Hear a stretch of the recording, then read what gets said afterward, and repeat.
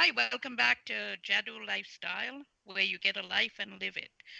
We have been interviewing CONRAD TARTE, our business expert, and in the last episode, we talked to him and we left off at the point we're going to start right now. So we're going to start and we'll ask him questions. In case you didn't see us on the last episode or listen to us, please go to our societybitesradio.com and you can listen to our interview with Conrad. So, Conrad, welcome back. Thank you. All right. So, let me ask you this. We talked a little bit about business and, the startup businesses and what they need and things like that. But what is the SBO? That's small business organization or Okay. small business What owner. is that? What does it do? Well, small business owners are just a classification of businesses that we classify as startups. Or these are business owners who've started a business and they maintain their business as maybe a 1 to 5 man operation. They don't usually get much bigger than that. And very rarely will we see some businesses, well, next thing you know, they've got 100, 500, 1,000 employees. Most small businesses are between the 1 and 5 employee range. Okay. So, how is that something that is connected to SBA? Because No, we are no, more it's familiar as business owners with SBA. Can you share a little bit that's pretty of much the one difference? and the same thing. The SBA, which is sort of a, let me clarify something about the SBA. The SBA does not lend money. There's this theory out there that if you're looking to raise money for your business as a startup or a small business owner, you go to the SBA. I will tell you that statistically, to get loans through the SBA or get money through the SBA is very little. It's very minimal because the SBA doesn't lend money, they guarantee loans. So Okay. the first thing the first hurdle I should say that you have to get through is you have to get through the lender you're working with. Or if you go to a local commercial bank or what have you, and you're looking to borrow money for your business, if the bank turns you down, they're not going to pursue a loan guarantee through SBA. So for the startup business owner or small business owner, we generally don't recommend that as the first line of defense in raising money because it's a very tedious process. And like again, as we said in our first session, if you don't have the assets and you don't have the collateral, chances are that you're not going to get funding or loan guarantees through the SBA. Yes, I'm very familiar with that, but in my own industry. But let me ask you this. We know a lot of big names, like for instance, Walt Disney. Walt Disney Mm. went bankrupt like 7 times. He had two nervous breakdowns, and yet we I guess we don't live our life without Disney as a part of our conversation almost everywhere. If we think vacation, we go Disney. So, what do you see as maybe a factor that could help a small business owner if they think they fail to actually restart or to to take their business to the next level? That's a really good question, and it's a question that we get asked a lot. And I have to tell you, you talk about Disney. There's other famous people that we take for granted, in addition to Disney. Henry Ford went bankrupt. Some of the more modern versions of bankruptcy happen to be with MC Hammer, that celebrity rapper, and George Foreman and Elton John. I talk a lot about Apple Computer, although they didn't go bankrupt, or Steve Jobs, who created the company, didn't go bankrupt. But he nearly went bankrupt, and he figured he had about 90 days before they'd have to shut the doors. And this was an interesting point in time of the life of Apple. This is back in 1997. And to think today, Apple is one of the most highly valued, wealthiest companies in the entire world, with a valuation approaching $1 trillion or more. And I like to cite some statistics about this company just to kind of give you a little insight. Many of you may or may not know that in 1976 is when Apple was founded. And this was a brainchild of Steve Jobs. And you have to remember, he was considered an outcast at the time. They thought he was a little bit strange, always meditating, and he was into this Zen position all the time. Well, it wasn't until about 1980 they decided to do an IPO offering to raise money to grow the company. and the company was selling. It was selling at $14 a share before they did the IPO. I shouldn't say selling; it was offered at 14, but by the end of the day, it was selling at $22 a share. And I believe they had about a 20, I think maybe a 40 million share offering, and they sold it out all in the first day. Well, after that, by 1985, the stock started to sort of flounder a little bit, and there was a takeover coup that was trying to get Steve Jobs out of the board of directors, and they kicked him out, believe it or not, because the company wasn't doing very well. By the year 2000, the stock was selling for $350 a share. Today, that stock is over $300 a share. But here's what's interesting about Steve Jobs. He knew what he had as a product. He knew what his potential market was. But what hadn't happened was that the market hadn't adopted his beliefs or his theories yet. And I'm going to deviate for just a moment and come back to this point in just a second. And part of the reason that the market hadn't accepted him yet was because you have to remember, prior to the internet and the computers as we know them today, there was manual typewriters, and there was very little about word processing and that sort of stuff. As you probably remember, Steve Jobs had a feeling that he wanted to have a computer on the desk of everybody in America. But there was two problems. One, it was a rather expensive tool. And number two, the adoption by the people in general was a very challenging time for that, because everybody was used to doing things manually. And they really hadn't grasped the full concept of what a computer could do.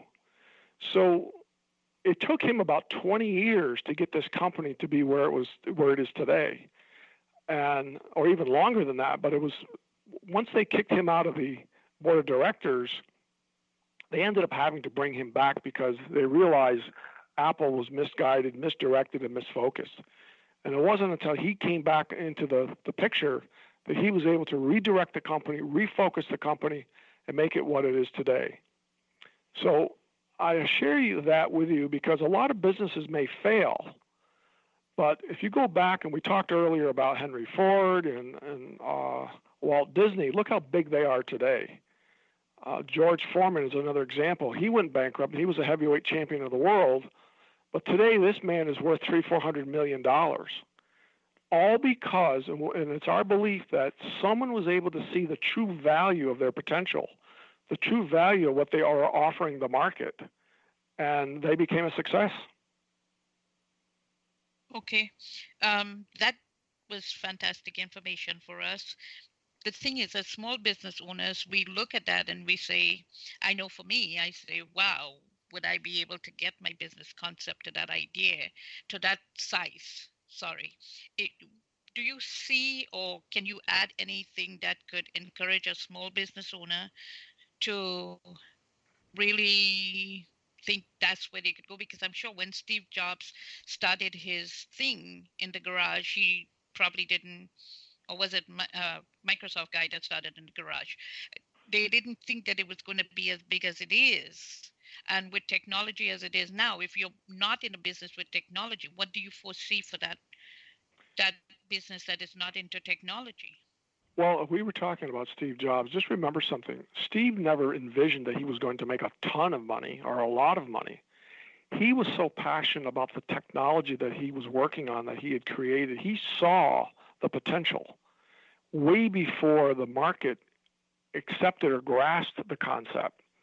So what he wanted to do, he just wanted to make the computer affordable and available to every American. In order to do that, they would have had to have mass penetration. In other words, they would have had to have a lot of computers being sold so the price could come down and make it affordable to the average American. Unfortunately, he kind of ran out of money, and it wasn't until 1985 when he got into the situation where he realized that if he didn't raise about $150 million, the company was going to go bankrupt within 90 days. And thank God Microsoft came to the rescue. Now, I remember very distinctly back then, Apple was trying to be very different than Microsoft. You know, Microsoft wasn't selling computers, but they were selling software. But what Apple did, the mistake they made in the beginning, I believe, is that Apple was trying to run their computers on their own software, which was contradictory to what Microsoft was offering. So in other words, if you bought a computer through Apple, you had to run Apple's software. And if you wanted to download and use a Microsoft application, you couldn't do it. It wouldn't work. You would have had to buy a computer manufactured through IBM or some other non-Apple product. We used to think, why is Apple trying to compete with Microsoft? Why don't they work together? Subsequently, I think Steve Jobs realized that he had to do something. And then even though there was a friendly competition between Microsoft and Steve Jobs, Bill Gates of Microsoft realized that they could work together as a team. And that's where we think the crossing point was. The moral there is sometimes it's better to work together than it is to compete with each other. And that's exactly what they ended up doing. And now both companies today are huge. I mean, you can just tell by the numbers. They're just astronomical. Yes. And having said that, do you think that there's any hope for the small business owner? Well, I do. And I think the thing today is there's so much opportunity today, it's actually a little bit scary. And I can spend I can spend a whole subject on this for hours, but I'll give you a little insight. This is something that we study a lot, and I hate to pick on Washington, but I do it a lot. It makes a great analogy, and I think it showcases where you can get some tremendous ideas from. We think a lot of times technology advancements in this country have been stifled for many, many years. And let me give you an example. If you think back, if you go back in history and you study history, we learned that way back in the days of the horse and buggy, when locomotives came on the scene, it was kind of like, what are these things used for? Just used for transporting heavy equipment, coal and ore and that sort of stuff. Well, then as time went on, automobiles came on the scene, and look what we have today. We have electric cars. Same thing with rotary phones. I mean, just a few years ago, everybody was using a rotary phone. Then we had cell phones, and now we have smartphones. I mean, if we start to look at this, we start to see the advancements that are taking place. But I assure you, in Washington, behind the scenes, there's a lot of lobbyists fighting against this advanced technology because they don't want to disrupt the good old boy networks. And this becomes a real challenge. So the startup entrepreneur or the entrepreneur that's struggling a little bit, look at that in perspective and say, hey, is my business possibly subject to some of the limitations of government? Is it possibly limited by the doings of some of the lobbyists in Congress? I'll give you a perfect example of this, and we talk about it a lot, medical marijuana. We're now finally, after all these years, seeing medical marijuana being adopted by many states. But ask the question, why hasn't the federal government adopted medical marijuana? And think about that for a moment. You have to imagine that there's many lobbyists who represent the drug companies and whoever else, politicking to the Congress people not to allow marijuana to be legalized. Why? Because you think that's going to disrupt and upset the medical industry, the drug industry. Not only that, look a little further beyond that.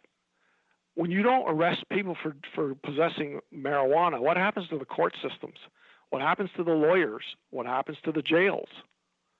They go unfilled, and there's a need there it's going to hurt as well as benefit. So you need to study that a little bit with the business you're into, or what kind of pushback you're going to get. Listen, Todd, you remember in your business when you first started, we tried to focus your business on something to do with more pain related. You think the medical industry was happy about that? No, they're still not. They're still not. But I think eventually it's all about semantics. It's how you word or you present your offering. So I think there's going to be pushback in a lot of areas. And I think as time goes on, the consumer is going to begin to realize, hey, wait a minute.